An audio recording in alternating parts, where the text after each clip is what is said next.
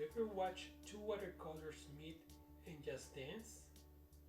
That magical, unpredictable flow where they mix and mingle to create something entirely new? That right there is the pure joy of wet mixing. Welcome back to Oscar's Watercolor Techniques, and today we are diving deep into one of the most fundamental and, let's be honest, most fun skills in our watercolor toolkit: mastering wet mixing.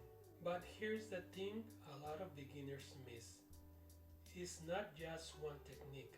We're going to break down the two key places where the magic happens: mixing in your palette for control and mixing directly on the paper for those gorgeous spontaneous effects. By the end of this video, you'll understand exactly when and how to use each method to bring luminosity and life to your paintings. So, grab your brushes, let's get the paper wet and make some magic. Mixing in a palette. Using your brush, place some water in the palette, then pick up the first color and blend it with the water. Without rinsing your brush, pick up the second color and blend it with the first. This creates an evenly mixed color.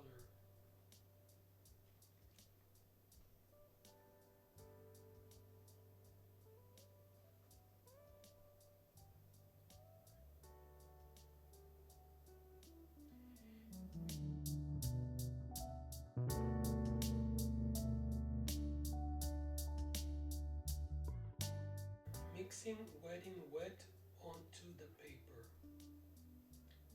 Apply a wash of the first color to the paper.